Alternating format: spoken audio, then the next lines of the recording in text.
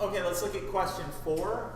Once again, if you want, go ahead and pause the video and try this one on your own, and then unpause it and check your work. Okay. So here we have a kind of a probability or a question here. We know that 21 students have an allergy to peanuts, shellfish, or both. So let's kind of call that A or B, right? 21 is our A or B value. We know that 14 are peanuts. We know that 12 are shellfish. And what we have to figure out is the amount that are allergic to both. So our and. What we're going to do real quick is just write out our formula for A or B.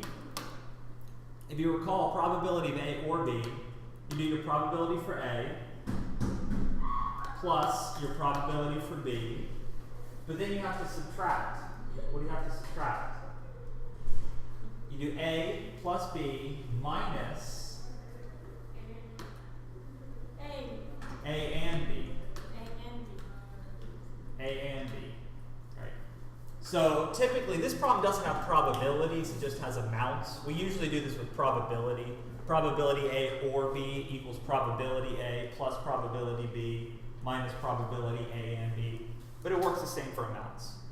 So let's see what the question is asking us for. It's asking us for peanuts and shellfish. It's asking us for A and B. Let's take a look at the information that we have.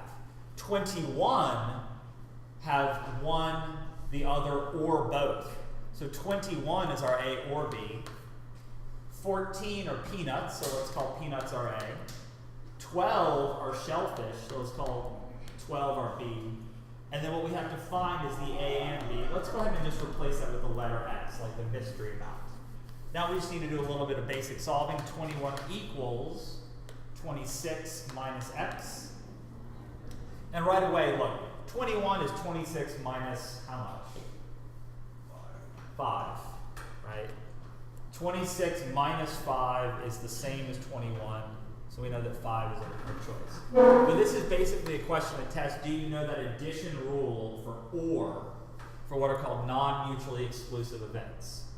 Probability A plus probability B minus probability A and B.